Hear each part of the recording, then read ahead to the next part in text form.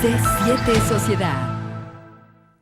Hola, ¿qué tal? Muy buenas tardes. Bienvenido a C7 Sociedad en este ya viernes, como cada viernes, mostrándole lo que hacen las fundaciones, las asociaciones civiles en nuestro estado de Jalisco. Ya lo hemos dicho, importantes estas asociaciones que son un brazo de las propias autoridades. Esta tarde vamos a platicar con el presidente de la Fundación Alzheimer Guadalajara, que ayuda, apoya a los familiares de pacientes que lamentablemente pierden la memoria. Se encuentra con nosotros el doctor Víctor Fernando Villa Esteves. ¿Cómo está? Muy buenas tardes, bienvenido a C7 Sociedad. Gracias, Mayra, por la invitación. Buenas tardes. Primero platicar de esta enfermedad que se está dando en los adultos mayores o a temprana edad también se están dando casos. Platíquenos de esta enfermedad.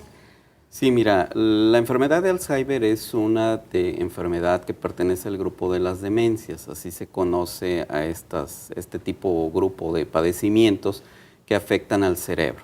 Son enfermedades degenerativas crónicas que van dañando principalmente la memoria, pero no solo la memoria, sino el comportamiento, la personalidad y sobre todo la capacidad que tiene cualquier persona para desempeñarse en su medio habitual, realizar las labores que normalmente llevaban a cabo.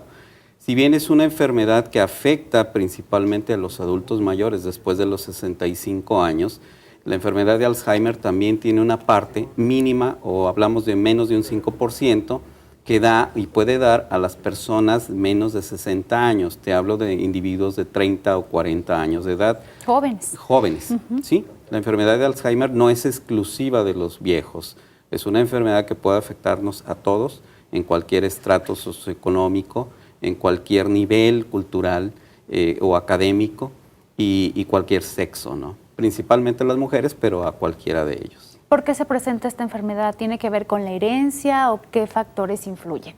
Es multifactorial, o sea, es una enfermedad que influye en varios factores desde el punto de vista tanto genético como el entorno social o los hábitos que ha tenido el individuo a lo largo de su vida. Es una enfermedad que hablamos de riesgos, y riesgos pues son las predisposiciones o aquellos factores que influyen en que un individuo pueda padecer dicha enfermedad o padecimiento, etc.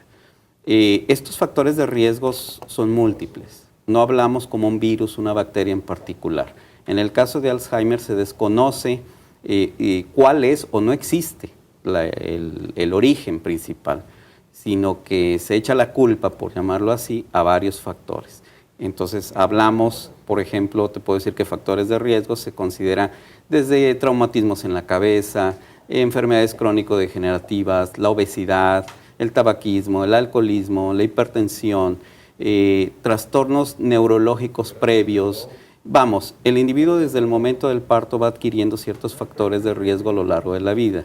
Y dependiendo de esto, la suma de estos puede o no desarrollar la enfermedad. Uno de ellos es genético, sobre todo en pacientes jóvenes de 30 a 40 años. Pero, sin embargo, a un viejo que no tiene antecedentes puede darle la enfermedad de Alzheimer. Entonces, ¿se puede en un momento dado prevenir como otras enfermedades llevando una buena calidad de vida? Por ejemplo, haciendo ejercicio para evitar la obesidad, comer bien, hábitos saludables, ¿se puede prevenir entonces este padecimiento? Hasta este momento la ciencia menciona que la enfermedad de Alzheimer es prevenible hasta cierto punto. Es decir, lo que se ha logrado demostrar es que el inicio de Alzheimer lo atrasas. No es lo mismo que te dé si te va a dar, no es lo mismo que te dé a los 60 años, cuando todavía tienes quizás una vida productiva, laboral, familiar, etcétera, a que te dé a los 80 años. A través de ciertas medidas de prevención, factores y cuidando los factores de riesgo, tú puedes padecer la enfermedad hasta después de los 80, 85 años, cuando este padecimiento ya no sea, tan dañino o perjudicial para ti. ¿Hay alguna estadística que nos dé alguna referencia de los casos que se están diagnosticando aquí en nuestro estado de Jalisco o a nivel nacional? Mira, las estadísticas se han llevado sobre todo a nivel mundial. Actualmente la Asociación Internacional de Alzheimer menciona que existen 44 millones de enfermos con Alzheimer y demencias en el mundo. Esos 44 millones de enfermos van a ascender al año 2050 a más de 135 millones de enfermos con demencias. Pero el porcentaje nos basamos en cuanto a porcentajes. Se dice que una persona cuando tiene 65 años, 5 de cada 100 pueden padecer Alzheimer. Y cuando tienes 80, 85 años, 30 o 40% de cada 100 van a poder sufrir la enfermedad. Esto quiere decir que si nos basamos en esos porcentajes y sacamos un promedio de un 10%, si en el estado de Jalisco hablamos de adultos mayores arriba de 700,000, quiere decir que sobre un 5% mínimo tenemos 35,000 enfermos con demencias en nuestro estado. Entonces, esa es la cifra promedio, entre 35 y 50,000 enfermos que estimamos. No se han sacado estudios de prevalencia exacta, sin embargo, son las fuentes estimadas que tenemos de este padecimiento en el estado. ¿Cuáles son los principales signos de alarma que pueden decir a una familia? Tal vez mi papá, mi mamá, mi hermano están perdiendo la memoria. Vamos a ir a una pausa y regresando platicamos de este tema. Vamos a la pausa, quédese con nosotros, está en C7 Sociedad.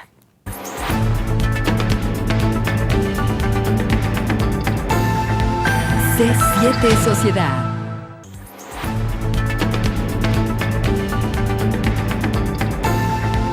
C7 Sociedad. Gracias por continuar con nosotros. Se incorpora a esta mesa de C7 Sociedad Rodrigo Rincón. ¿Cómo estás, Rodrigo? Buenas tardes. ¿Qué tal, Mayra? Muy buena, pero tarde ya. Un gusto estar aquí como cada viernes. Y muy buena tarde también al doctor Víctor Fernando, presidente de la Asociación Civil, hablando del tema del Alzheimer. Un dato interesante que yo creí que también se presentaba en un porcentaje similar al caso de los adultos mayores, pero ya estamos escuchando que no es el 95% en los adultos mayores o personas arriba de 65 años.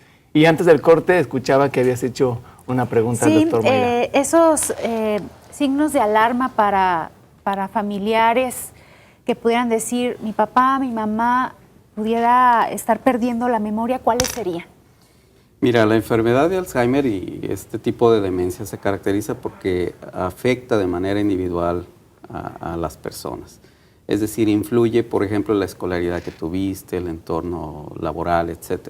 Entonces, algunos lo perciben más fácilmente que otros. La mayoría de la sociedad tiene como creencia el factor de la memoria únicamente. Es decir, si se te olvidan las cosas, puedes sufrir un Alzheimer. Pero se olvida de que hay otros síntomas que aparecen en la enfermedad demencial. Por ejemplo, un cambio de comportamiento, un cambio en la personalidad del sujeto. Ahora como que noto que mi papá está más abierto, como que antes no decía ninguna mala palabra y de repente ahora las dice todas.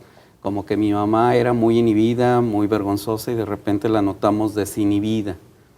El hecho de que las labores cotidianas, tú puedes tener un compañero que comete muchos errores que antes no cometía, que ahora se le dificultan las tareas, tanto laborales como cotidianas. Una ama de casa que de repente falla en las recetas que antiguamente le salían muy bien, las deja muy saladas, las deja muy dulces, confunde los ingredientes. Entonces, así comienza de una manera muy ligera. Uno puede asustarse en ese momento y decir, chispas, pues todos tenemos errores, todos olvidamos las llaves, todos no sabemos dónde dejamos el carro, etc. No se trata de caer en pánico porque también ese límite donde comienza puede inclinarse la balanza hacia una demencia o Alzheimer o irse hacia el lado normal, hacia el lado habitual que los adultos pueden padecer. Es decir, hay olvidos que llamamos benignos y que no necesariamente van a llevarnos a un Alzheimer. La diferencia es si van siendo cada vez más frecuentes, esos olvidos no es lo mismo que hoy olvides las llaves una vez al mes o cada 2 meses, a que ya sea cada semana o cada tercer día, ¿no? Porque el mismo estrés que vivimos, si nos olvidan las llaves o cosas que luego al familiar le decimos, pero no hay que asustarse en esos casos. No, hay que tomarlo en cuenta y vigilar. O sea, si yo en casa empieza un familiar a tener ciertos olvidos, a ser repetitivo, ¿cuántas veces no escuchamos esa historia que la familia dice, mi padre, mi madre, mi abuelo, ahora diario es la misma historia, diario es lo mismo, me pregunta 100 veces la misma, el mismo aspecto? La sociedad antiguamente lo clasificaba como demencia senil, pero ese es un concepto viejo que desde los años 80, 1980, se ha eliminado. No existe la demencia senil. La demencia senil se mencionaba porque, como su nombre lo dice, era una demencia en un paciente viejo. Pero hoy eso se supone que tiene un apellido. Hay 60 tipos diferentes de demencias. Hoy estamos hablando de uno, el más común, el principal, que es la demencia Alzheimer. Pero los otros 50 y tantos padecimientos que también son demencias se confunden. La demencia vascular, la demencia por SIDA, la demencia por falta de vitamina B12, la demencia por tumores. Hay muchas demencias. Todos los cuadros son similares y se originan de esa manera. Tú empiezas a olvidar, a cometer errores, problemas en el lenguaje, problemas en el juicio. Hoy va a llover y ahorita andas tú en cambio como si fuera verano sin protegerte, sale el abuelito a la tienda, no le importa, oye, ¿te tomaste el medicamento? No, ¿para qué? No tiene caso. ¿Vamos al médico? No, no tiene caso. Entonces la gente comienza a confundir y le llama chochez cuando el individuo arriba de los 60 años tiene ciertos comportamientos y dice ya está chocheando, y eso es lo que antes se decía demencia senil. Pero hoy hay que clasificarlo y definir qué tipo de demencia es y excluir el Alzheimer. Doctor Víctor, bueno, hoy en día también es muy común que en muchos espacios se utilice el término del Alzheimer para hacer una broma o incluso, como usted mencionaba, algunos olvidos, inmediatamente dice, es que ya tienes Alzheimer independientemente de la edad que se tenga. Sí. Usted mencionaba ya algunos ejemplos de cuándo pudiera ser tal vez un signo o una señal de que pudiera llegar a esta enfermedad, de que si olvida las llaves una vez, pero eso ya se repite a la semana 3 veces, pudiera ser una señal para ver si esto sucede. Por ejemplo, a mí personalmente me ha pasado que llego a un lugar de la oficina y me quedo congelado porque ya no me acuerdo a qué fui. Claro. Pero no me he puesto a contar cuántas veces me sucede cada 15 días o cada mes. Y a veces, como usted dice, me preocupa. Y también conozco algunos casos de personas que dicen, voy a la tienda, van a la tienda, cruzan la calle y al cruzar la calle se recargan en la pared porque se les olvidó que iban a comprar. Entonces, estos ejemplos, dice usted, pudieran ser benignos, pero hay que tomar en cuenta el número de veces en el que se repite cada cuánto. ¿Tiene que ser cada semana? ¿O hay algún tabulador o algo que nos permita estar midiendo para ver si es una señal para determinar si puede ser el Alzheimer o no? Sí, recuerda que no es únicamente la memoria. Alzheimer no es nada más problemas de memoria. También debes de tener a la vez problemas de comportamiento, problemas en el lenguaje, problemas que te impiden realizar tus labores cotidianas. Entonces, no es lo mismo a ti que llegas a la oficina y no sabes dónde dejaste un papel, un documento, un trabajo, a aquel que se le olvida eso, pero aparte no elaboró su trabajo o lo cometió erróneamente. Un ama de casa que se le olvida si hizo la comida o no, no es lo mismo que aquella que nada más se equivocó en un ingrediente. Ahora, si te equivocas en un ingrediente, bueno, todos nos equivocamos, no pasa nada, no tienes Alzheimer. Pero ¿qué pasa si ya a lo largo de un mes, por ejemplo, ya te equivocaste una vez por semana? Entonces ya no es normal, ya algo está pasando. Pero no significa aún que tengas Alzheimer. Eso lo conocemos, la línea esa transitoria entre una demencia Alzheimer y la normalidad se conoce como deterioro cognitivo. Ese deterioro cognitivo, todas las personas, todos los seres humanos, es muy probable que lo tengamos después de los 60 años. Entonces, ¿hay un deterioro cognitivo con la edad? Sí, hay un deterioro cognitivo con la edad, pero tiene un límite que está establecido y que nosotros, los especialistas, a través de test y demás, sabemos cuándo va normal, cuándo no, y sobre todo la evolución que la persona va teniendo. Entonces, tú como joven, bueno, pues se te puede olvidar dónde dejaste el carro.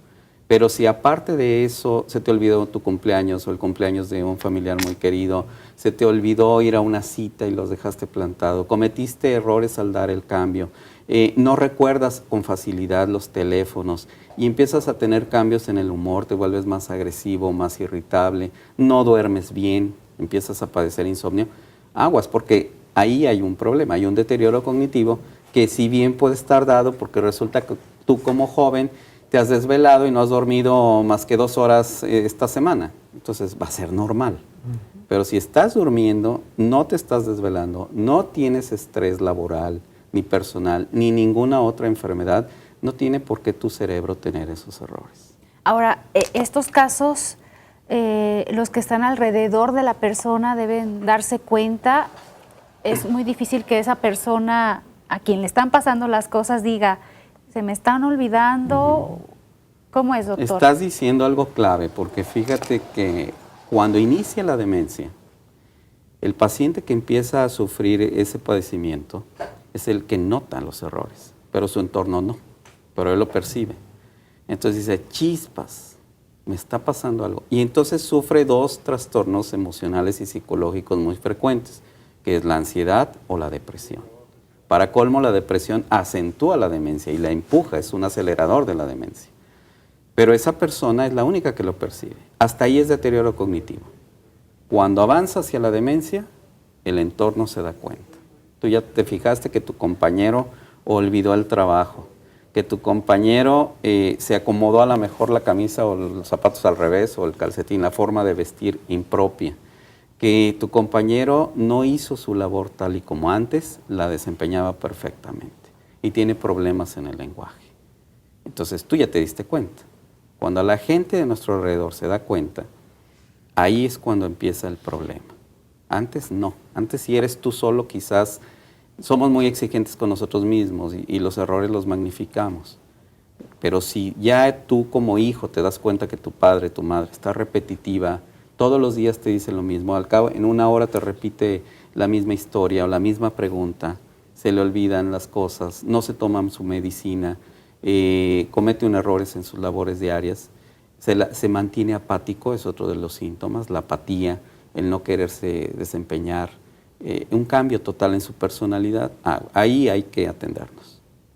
Doctor, y en el caso del comportamiento, ahorita mencionaba un ejemplo que pudiera suceder con mucha frecuencia, ¿no? De los zapatos, o cualquier otra acción que la hagan contrario a lo que debe ser o como ellos lo hacían. ¿Cuánto tiempo dura esa actividad? Es decir, ¿ellos mismos la pueden corregir o hay que volverlos a enseñar cómo tienen que hacerle o ya solamente es a través de atención médica? Si es un enfermo con demencia, ya no se corrige. Al contrario, va a empeorar. Esa es la característica del Alzheimer. Es una enfermedad crónica, progresiva, irreversible y mortal. Porque es una enfermedad mortal. ¿En cuánto tiempo se estima que la vida promedio de un enfermo con demencia Alzheimer? La más que se ha logrado o que se logra son 20 años. Pero el promedio en nuestro estado, como disminuye dependiendo de la atención oportuna, el diagnóstico temprano, etcétera, el promedio de los enfermos viven entre 5 y 10 años. Y estamos hablando cuando no se hace la detección oportuna. Por ejemplo, ahorita mencionaba usted que en muchos de los casos se da uno cuenta cuando ya está afectando a terceros o cuando los terceros se están dando cuenta y no cuando ellos la detectaron. Si la familia dijo, estaba chocheando y es normal que mi papá se equivoque y se le olviden las cosas porque está viejito. Ese ya no es oportuno. Y no es oportuno, dejas pasar el tiempo, entonces cuando van al médico, por lo general ya el rango de expectativa de vida son menos de 5 años. Cuando se atienden a tiempo, viven más, 10 o más años, pero no solo eso, sino aquel enfermo que no se diagnostica oportunamente llega a la tercera etapa. Son 3 etapas, la inicial, la intermedia y la avanzada.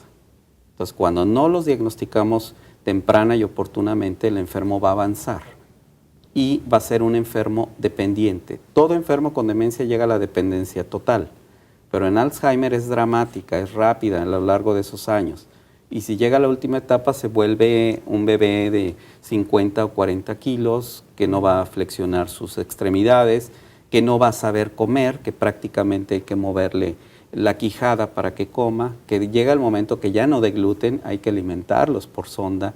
Llega a ser como un feto, prácticamente sin hablar, sin movimientos, sin entender, sin conocer, simplemente en un estado vegetativo y de atención. Y es ahí donde es importante la participación de los familiares, ¿no? Así es. Vamos a ir a una pausa y regresamos con este tema. Quédese con nosotros. C7 Sociedad.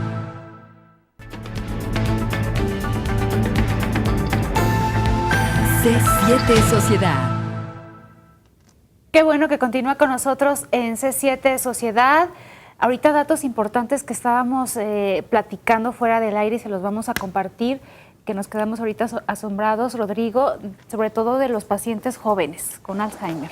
Así es, Mayra, nos comentaba el doctor en la primera participación dentro de la mesa que hablando de cifras estimadas, para darnos una idea de la magnitud de la situación en el estado de Jalisco, alrededor de 35,000 personas mayores de 65 años pueden estar viviendo con el Alzheimer. Y solamente un 5% de la población puede estar presentándose en los jóvenes. ¿Cómo atender esta enfermedad en el caso específico de los jóvenes? La demencia familiar, que es la que da en los jóvenes, 30 a 40 años, se presenta en nuestro estado comúnmente en la zona de los altos. Se ha identificado algunos genes en particular, que nosotros, el nombre es medio extraño, es gen de la presinilina 1, un gen en particular que se identificó aquí en el estado de Jalisco y que científicos de la Universidad, sobre todo de California, están haciendo y realizando un trabajo de investigación actualmente para determinar si se puede prevenir, adelantar en aquellas familias que ya han tenido más de algún caso, si se puede identificar en niños o en jóvenes que van a desarrollar la enfermedad.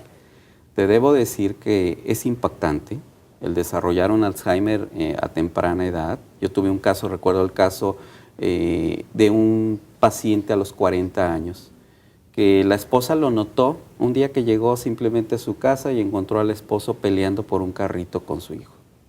Pero no era un pleito normal de que dámelo como padre, sino era un pleito de un niño contra otro niño. La pérdida del razonamiento y el juicio de saber que el juguete es para el niño y lo que es, y representaba para el adulto un objeto de una pérdida. La pérdida de entender que es tu hijo y que tú eres un adulto. Entonces esa fue la primera escena que ella enfrentó. Nada más que ya tenía el antecedente de familiares con esta enfermedad que habían muerto.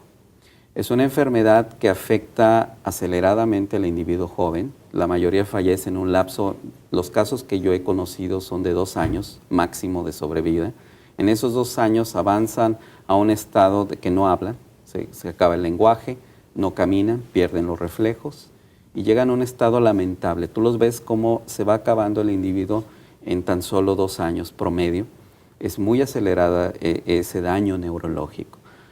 Lo que pasa, las neuronas se mueren precipitadamente, se afectan y se dañan en el cerebro en determinadas zonas. Y de acuerdo a esas zonas son los síntomas que va a presentar ese joven. ¿Esa estimación de vida es solamente para esos casos que usted ha conocido en los jóvenes? ¿O nada más en jóvenes? En jóvenes o en aquellos que llamamos demencias mixtas, que tienen Alzheimer y un componente vascular. Por ejemplo, una de las preocupaciones a nivel mundial en las asociaciones de Alzheimer es que de los factores de riesgo que se están conociendo es la diabetes, que no se conocía hasta hace un par de años, que ya a los científicos se demostró que la diabetes es un factor de riesgo para un Alzheimer y que la hipertensión arterial también es un factor de riesgo para un Alzheimer. Entonces tú sabes que la incidencia y prevalencia de hipertensión y diabetes en México va en aumento. Entonces, en los próximos años, todas esas personas van a ser candidatos potenciales a sufrir una demencia. Ahí entraría, y no vamos a hacer nada, no podemos hacer nada. Sí podemos hacer. Si tú eres diabético y te cuidas y controlas tu peso y controlas tus cifras de azúcar y tus problemas de presión y cardiovasculares, es muy probable que no te dé. Y si te da dentro de muchos años, cuando tú ya no tengas una edad, menor a los 85, 90 años. Comentaba también lo costoso también que es el cuidado de estos pacientes y aquí en Jalisco, ¿cuál es la situación también del cuidado? Mira, el costo de un enfermo con Alzheimer es en promedio unos 22 mil pesos al mes entre lo que es ya el cuidado o consumo de utensilios, pañales, alimentación y medicamentos y cuidadores. Eso es lo que se gasta la mayoría de las personas. Pero, o se ha estimado a nivel global, esto no es una cifra en Jalisco, sino a nivel global, son 200 mil pesos al año. En asilos o en lugares especializados el costo se incrementa, pero la atención es mejor. Sin embargo, bueno, las familias con el costo actual que representa, muchos de ellos no pueden sortear el consumo de medicamentos. El medicamento, si bien no es muy caro, ayuda a prevenir que el enfermo avance y se vuelva más dependiente. Y el costo por la atención del enfermo se va incrementando en la medida que el paciente requiere más cuidados. Por ejemplo, un Alzheimer en la etapa 1, ¿la etapa 1 cuál es? Es cuando comienzan los olvidos, pero el enfermo es capaz de llevar a cabo sus actividades y vivir de manera independiente parcialmente. Durante la etapa 2 ya el enfermo tiene problemas de incontinencias urinarias, fecales, tiene problemas ahora sí de entender, olvida los nombres de la familia, de los hijos. Es impactante cuando ya el esposo no sabe ni siquiera que está casado, dice que es soltero y está la esposa a un lado, o que los hijos pues son sus hermanos, o su mamá, su papá. Pero hablan y se vuelven verborreicos y tiene un problema en esa etapa 2, que el enfermo tiene problemas de conducta. Entonces se comporta como una esquizofrenia, una psicosis, siendo una demencia. Es decir, es un enfermo que te puede agredir, es un enfermo que se vuelve peligroso en algunos casos, o es un enfermo que se vuelve como un niño. Entonces no lo puedes dejar solo, ningún minuto, en absoluto. Nosotros tenemos clasificadas esas etapas y le decimos, por ejemplo, si tu enfermo está en la etapa 1, corresponde a un adolescente de unos 10, 12 años. Ahí tienes todas las respuestas. ¿Lo dejarías solo en casa? A lo mejor un ratito. ¿Le dejarías la estufa? No. ¿Le dejarías el carro? Claro que no, ya desde la etapa 1, no. No manejen, no deben manejar. En fin, tienes una serie de cuidados en base a eso. En la etapa 2 corresponde a un niño de 4 o 5 años. ¿Qué haces con un niño de 4 o 5 años? Requiere la atención las 24 horas. Y la etapa 3 es un niño menor a 3 años, o un lactante, un recién nacido. Entonces, ¿qué ocupa la etapa 3? Cuidados 24 horas, enfermeras 24 horas. Y es un problema social porque ¿para cuánto te gusta la atención, el costo de una enfermera a nivel particular durante 12 horas por día? Doctor, y ahorita estimado? Que habla de... ¿Tiene usted un estimado? O sea, el costo promedio en nuestra ciudad llega a ser máximo 600 pesos, mínimo 300 pesos. ¿Cuántas personas por 12 horas? Por 12 horas. Pueden costearse eso para estar pagando a un cuidador. Entonces la sociedad, aquí la fundación básicamente fue cuando detectó esa problemática y dijo, la solución no es crear asilos, la solución es crear lugares donde vayan y no los dejen, porque no los van a dejar. Si dejan a los individuos sanos, viejos, normales, abandonados, lo van a hacer con un individuo con demencia. Esa no es la solución. La solución es capacitar a las familias para que ellos puedan propiciar y prodigar todos los cuidados ideales para un enfermo con demencia. Y eso es nuestra labor educativa y de capacitación y formación de cuidadores. Esto es parte de lo que le iba a preguntar hace un momento. Está hablando usted pues que la mayoría están en sus casas por el costo que representa el estarlos atendiendo, el estarlos cuidando, dependiendo en la etapa en la que se encuentren. Entonces, en el caso de Jalisco o de Guadalajara, ¿qué lugares se tienen para poder llevar a un familiar que está viviendo con Alzheimer para ser atendidos? ¿Existen, no existen? Y si existen, ¿en dónde se encuentran? No existen lugares de atención especializada en Guadalajara. Tuvimos uno hace algunos años. No funcionó por los costos, porque cuidar, como te menciono, representa un costo. Y lamentablemente, y vamos a decir algo que duele, es una realidad, las familias no quieren invertir y gastar en sus viejos. Entonces, el costo que representa, ninguna familia no lo da. Y por tanto, se tuvo que cerrar ese espacio. A nivel de la República Mexicana existen un par de lugares especializados en la atención con demencia, pero donde quizás el único acceso es para personas con recursos ilimitados, económicos, ¿no? Insisto, no hay para aquellos que no tienen recursos para un estatus socioeconómico bajo, lamentablemente no se cuentan. ¿Qué hacen entonces las personas? Pues los llevan a cualquier asilo. Y por tanto, el mayor porcentaje de asilados aquí en Jalisco son personas con demencia. Si tú vas a cualquier asilo, te vas a encontrar que el mayor porcentaje son individuos que tienen demencia. ¿Cómo los diagnosticas? ¿Cómo los ves? Pues vas a ver el comportamiento, van a estar sentados sin moverse como mueblecitos, no te van a hablar o te van a responder mal o te van a estar contando de su vida pasada, etcétera, ¿no? Es fácil, pero la mayoría lamentablemente están en los asilos. Pero afortunadamente está esta fundación que orienta y capacita a los familiares de estos pacientes, que regresando de la pausa vamos a platicar de la labor de esta fundación. Quédese con nosotros. C7 Sociedad. C7 Sociedad. Gracias por continuar con nosotros en C7 Sociedad. Platiquemos de la fundación, doctor, que ayuda a los familiares que llegan prácticamente en crisis con ustedes. ¿De qué manera los capacitan, los orientan? Bueno, es como todo. En cualquier enfermedad, cuando te sientes solo en el mundo, crees que tu enfermo es el único, pues ahora sí que te encuentras perdido. Cuando conoces que hay más casos, que la gente convive y comparte tu situación, ya eso te calma, te tranquiliza el ayudar. Y lo que busca la sociedad es eso, brindar un apoyo, tratar de ayudar a las familias en crisis, al enfermo, para que el enfermo tenga una mejor calidad de vida. Y así surgió la fundación. Surgió por inicialmente un grupo de mis pacientes, familiares de enfermos, que detectábamos esa necesidad. Y entonces creamos un grupo de apoyo y autoayuda donde nos reuníamos una vez al mes y nos seguimos reuniendo desde ese año, 1994, para platicar sobre el enfermo, lo que ha presentado, cuáles son los síntomas, etcétera, ¿no? Cuando ya nos conformamos como fundación en el año 2000 y después ingresamos a Lijas, fue cuando ya realmente tratamos de formalizar esos cursos de capacitación y formación para personas que cuiden a estos enfermos.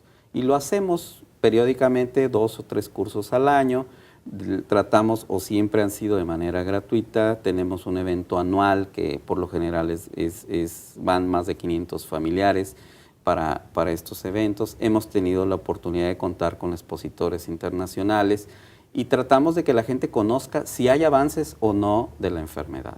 Por ejemplo, te puedo decir este año los avances cuáles son. El diagnóstico en pocos meses o quizás el año próximo ya de un Alzheimer a través de la retina. Un diagnóstico temprano a través de un examen ocular te van a poder diagnosticar o detectar una proteína que se acumula en el cerebro oportunamente a edades tempranas. O a través de una prueba de olfato, test de olfato, determinando ciertos olores. Uno de los síntomas que ocurren inicialmente es la pérdida del olfato en un enfermo con demencia. Otros estudios que existen, y existen en Jalisco, no son accesibles a la población. Hablo del PET, la tomografía de emisión de positrones, es un estudio que cuesta alrededor de 30,000 pesos. Entonces, hacerte ese estudio para ver si tienes Alzheimer, y el porcentaje no va a ser al 100%. Entonces, el diagnóstico lo hacemos clínico, principalmente, acompañándonos de algunos estudios, resonancia cerebral, mapeo cerebral, estudios neurológicos. Pero hay un test de 5 a 7 minutos que hacemos, o incluso menos, y en el cual podemos detectar si la persona tiene un deterioro cognitivo y debe someterse a más estudios. A ver, díganos algunas de las preguntas, doctor, para que igual en casa... Sí, en casa la pueden hacer fácilmente. Mira, hay una, es infalible. Si tú a un enfermo con demencia, un adulto mayor que tengas dudas si tiene demencia o no, le preguntas, ¿cuál es la fecha del día de hoy? Así de simple, empiezas con eso. ¿Cuál es la fecha del día de hoy? Un enfermo con demencia Alzheimer no sabe. Y se va a disculpar, porque no te va a decir no sé, o lo olvidé, jamás. Ellos nunca lo aceptan. Ellos no aceptan. Es curioso, un enfermo con demencia no acepta que está perdiendo la memoria. Por eso cuando llegan al consultorio, tengo Alzheimer, ya con eso sé que prácticamente no lo tienen, porque no lo asumen, no lo aceptan. Entonces, tú le dices, ¿qué fecha es hoy, por ejemplo? ¿Cuál es la fecha del día de hoy? ¿Qué día de la semana es? Pues ya sabes, viernes 8 de agosto del año. Fallan mucho en el año. Ellos te dicen 1914, el 2014. Y luego entra la parte que nosotros queremos, la memoria que se daña. Tenemos varios tipos de memoria, largo plazo, corto plazo. Pero la memoria que se daña es la de fijación de información reciente. Si yo te digo, por ejemplo, repíteme las palabras bicicleta, cuchara, manzana, repítelas, aprendértelas lo más rápido posible, mentalmente. Entonces tú dices bicicleta, cuchara, manzana, bicicleta, cuchara, manzana, bicicleta, cuchara, manzana. No tan rápido, me tomo 5 minutos. Pero luego volteo y te digo, ok, deletréame la palabra mundo. Cualquier persona puede decirte M-U-N-D-O. Eso está fácil. ¿Al revés? Pero si yo te digo mundo al revés. Entonces, una persona con demencia y con problema de deterioro cognitivo va a tener problemas en decirnos en tiempo y a no fallar, deletrear la palabra. Por lo general nos dicen DOMUN. Todo el mundo se va con eso. No. O-D-N-U-M. Y entra la pregunta clave ahí en ese momento. ¿Cuáles eran las palabras que te pedí que memorizaras? ¿Las recuerdas? ¿Cuáles son? Mundo, cuchara, manzana. No. Antes de mundo, mundo es la palabra de letrear, pero había antes una palabra antes de cuchara y manzana. Bicicleta. Bicicleta, exacto. Eso te da los 30 puntos de una calificación junto con... cuando tiene cierto grado de escolaridad, le pedimos que reste de 7 en 7 a partir de 100, dependiendo de la persona. No todos es la misma prueba, a otros les ponemos figuras, hacemos que nos las digan en el mismo orden. Y en personas, por ejemplo, con escolaridad, sobre todo jóvenes que tienen una escolaridad importante, les decimos 8 palabras mínimo. Y esas 8 palabras no las tienen que identificar. Claro, esto no hace un diagnóstico de Alzheimer. Nos hace un cribado de que alguien está en un deterioro. Y si la persona ahí nos falla esa primera prueba, que es fácil, entonces ya es sometida a otro test, por pruebas neuropsicológicas, con el neuropsicólogo, la resonancia, y el acúmulo de todo esto nos da un diagnóstico de demencia. ¿Y cuál es? Vascular o Alzheimer. Sí. Doctor, bueno, este test que resulta interesante para ponerlo en práctica Tú y nomás llega además y dile, porque... ¿cuál es la fecha de hoy? Y además porque estábamos hablando que puede ser que en la familia tengamos alguna persona que nosotros estemos estigmatizando, juzgando, es que ya está viejecito, es que la edad se le están olvidando las cosas cuando pudiera ser algo más serio que requiere atención médica. Dijiste algo clave, la memoria. Si tú como joven olvidas algo, es por estrés, no dormiste bien, etc. Ok, pero si tú olvidas y lo recuerdas más tarde, o sea, ahí no despreocúpate, es poco probable que tengas un trastorno. Pero si no recuerdas, aguas. Atención. Atención. Hay algunos ejercicios para que, sobre todo si tenemos algún familiar con Alzheimer que pudiera ser lo que usted decía, congénito, que podamos nosotros poner en práctica para prevenir que eso llegue a suceder o que en lugar de los 65 pueda presentarse a una edad más avanzada? Sí. Disminuir los factores de riesgo primero, antes de los ejercicios. El tabaquismo incrementa el riesgo de Alzheimer. Si fumas, tienes que dejar. El alcoholismo incrementa el riesgo de Alzheimer. Si tomas, pues debes de tomar una copa máximo y de vino de mesa, pero no más. Entonces el alcoholismo. Cuidar el peso. El sobrepeso es un factor de riesgo. Evitar la diabetes, cuidar el colesterol y los factores cardiovasculares. Controlar la presión. Estar al pendiente de nuestra presión arterial. Hacer ejercicio 5 veces a la semana, mínimo 30 minutos. Ejercicio físico. Las personas que hacen ejercicio físico tienen mejor función de la memoria. Eso ya también está comprobado. Y desde el punto de vista mental, ejercicios mentales. ¿Cuáles son los más recomendados? Son varios, porque las funciones del cerebro son muchas. No es nada más, insisto, la memoria, es el lenguaje. Entonces tú tienes que aprender palabras. Hay uno clave para los jóvenes que yo les recomiendo. Aquellas personas que estudian idiomas y hablan al menos 2 idiomas tienen menos riesgo de sufrir Alzheimer. Entonces, tengas la edad que tengas, los 60, los 70, los 50, los 30, ponte a estudiar un idioma, cualquiera. Eso te va a ayudar a tu capacidad de plasticidad neuronal, te va a ayudar a prevenir la demencia. Si no puedes estudiar o aprender un idioma, aprende otra carrera, aprende alguna actividad, que no sea tanto manual, sino cognitiva de la memoria. Las personas que tienen lectura, no les va a servir la lectura si no hacen resúmenes de memoria, memorizar lo que leyeron. Entonces ahora haz tu resumen. Los crucigramas son buenos, los rompecabezas son muy buenos. Entonces a los jóvenes haz rompecabezas, haz crucigramas, haz sudokus, haz juegos de palabras, maneja el lenguaje. Y dentro de los otros aspectos que también influyen en las demencias son: una persona viuda divorciada tiene más riesgo de demencia Alzheimer que aquel que está casado. Pero no solo eso, bueno, no me voy a casar ya tengo 70 años, yo ya enviudé, no me interesa. Bueno, socializa. Ten por lo menos un par de contactos mínimo por semana con los que salgas y convivas. Porque hay menos plática. Sí, el socializar es otro factor que nos protege. Doctor, hablando de la fundación, antes de que nos coma el tiempo, ¿son cuotas voluntarias para los interesados? ¿Se reúnen determinado día? ¿Cómo funciona la...? Nos reunimos el primer miércoles de cada mes. La gente nos llama, aparta su lugar. Nos reunimos actualmente en Ciudad del Sol, en un domicilio de uno de los... son puros voluntarios en la fundación. No hay nadie con sueldo, no recibimos honorarios. Y como no recibimos honorarios y tratamos de que nuestros eventos conseguir patrocinios, es como lo hacemos fundamentalmente, tampoco estamos ahorita abocados a recibir donativos. Nuestra labor busca brindar a la sociedad el apoyo que ellos necesitan sin que represente un costo. Eso es lo que siempre estamos buscando. No lucrar, no pedir donativos. Funcionamos un poquito distinto. Dentro de los planes futuros de la asociación, pues sí necesitaría de algún fondo para crear un centro de día para Alzheimer, para los trabajos de investigación, etcétera. Pero hasta este momento, durante los años que llevamos trabajando, 14 años, 14 cursos, no pedimos dinero. Nuestras labores siempre es totalmente altruista porque los voluntarios son 100% en ese sentido de no cobrarnos.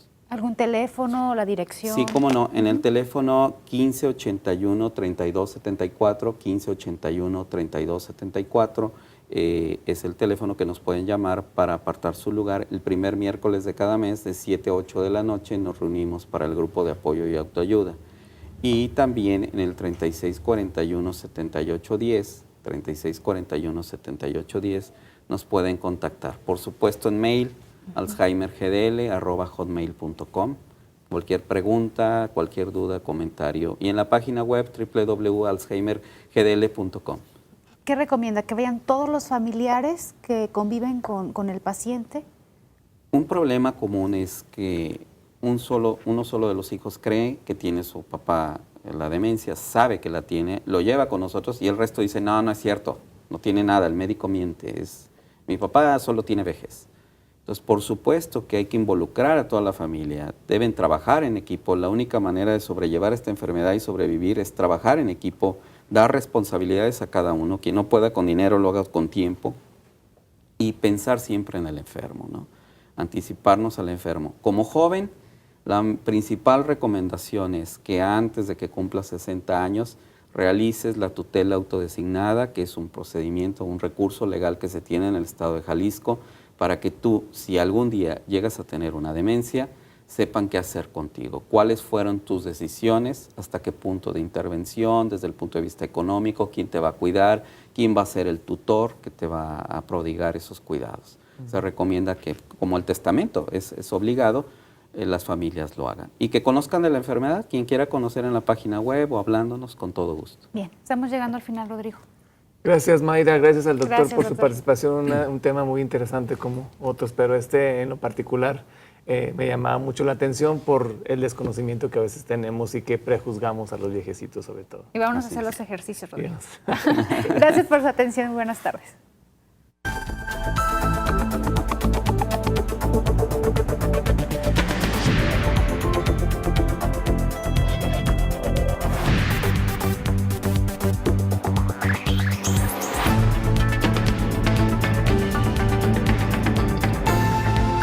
C7 Sociedad.